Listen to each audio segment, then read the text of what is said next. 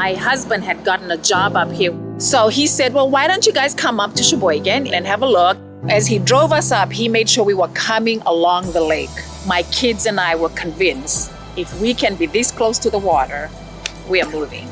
And every day since we walk on the lake, I paddle on this river. We are making good use of the water.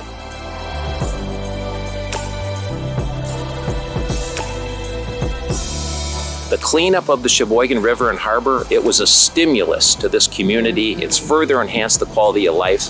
Who wants to build a new business or a restaurant along a river that says, don't eat the fish? We had a legacy contamination issue. So past industrial use of this area left the river contaminated with PCBs and PAHs. The economy was hurting. And where do you raise the kind of funds, ultimately $100 million to clean up the Sheboygan River and Harbor?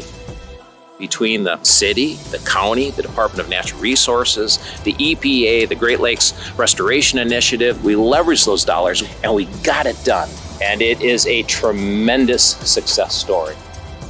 The city has had a lot of plans to work along what was formerly an industrial waterfront and really reinvigorate that area.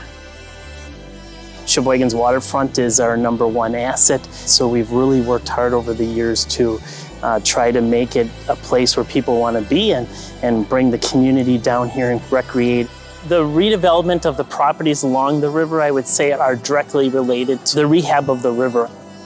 Most of our major employers are still family-owned, so their families play here, work here, live here, go to school here. The developments that have happened around the river are somewhere upwards of 60 million and well over 300 units.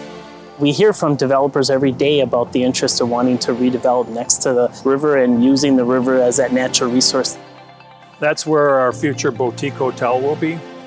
25-room hotel will fit right in there. So the river is just past those trees. And this area is where we just recently built 10 townhome condominiums. And we've got plans for some more additional condos down along here.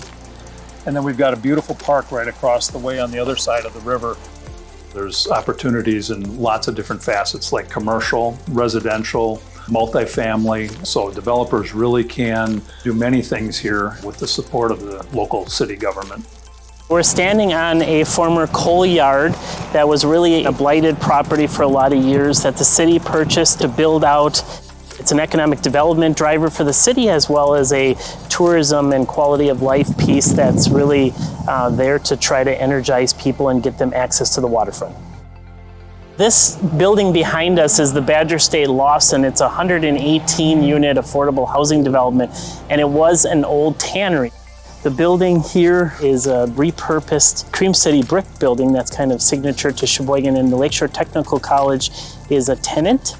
It becomes sort of the whole lifestyle that people are starting to look at.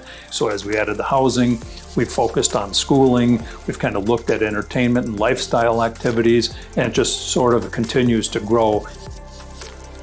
The jobs, the opportunity for quality of life, whether it's the schools, the parks, the river, the harbor, the hunting, the fishing. I raised my family here, and I couldn't imagine raising my family in a nicer area.